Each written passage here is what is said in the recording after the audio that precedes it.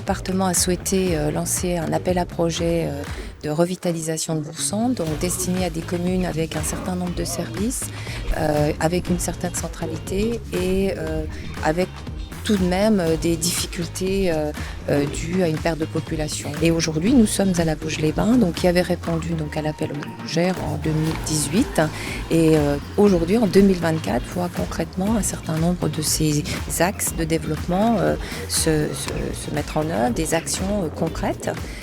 Il y avait notamment une vraie requalification du centre-ville avec une approche en termes d'acquisition de bâtis très dégradés pour y implanter de nouveaux commerces. L'objectif étant de faire que la population se réapproprie son centre-ville, de redévelopper une vraie dynamique, une attractivité du territoire. Sur le canton du Val d'Ajol, on a la chance d'avoir finalement 4 communes qui sont la Vosges-les-Bains, Certigny, Plombières et le Val d'Ajol, qui ont cette chance, on peut dire que c'est une chance quand même d'avoir été reçus, acceptés comme Bourg-Centre à revitaliser et qui permet d'avoir poursuivre un rayonnement important pour le territoire. Le département a, dans le cadre de ses compétences volontaires, souhaité être présent auprès des collectivités locales et de poursuivre ses aides en fonction des programmes qui sont développés par les collectivités. Le département souhaite toujours être présent sur les territoires, notamment les territoires ruraux bien sûr, parce qu'il y en a besoin,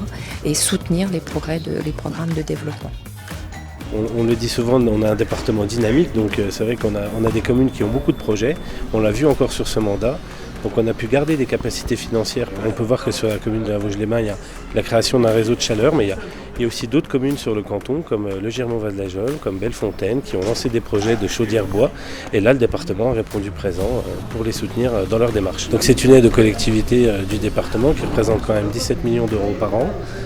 Que l'on maintient le plus possible. On est contributeur, mais on n'est pas financeur à 100%. Donc il y a vraiment un vrai engagement des communes pour lancer ces projets.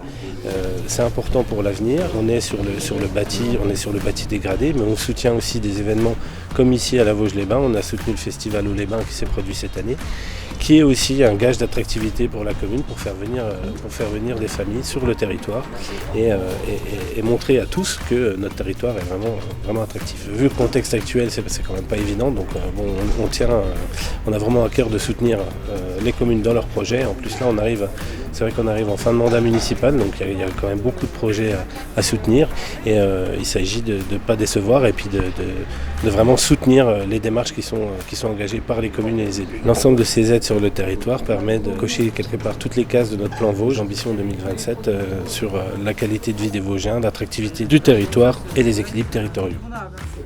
On est dans les premières phases de travaux, on sait pertinemment que ces travaux vont nous entraîner de 2025 à 2035.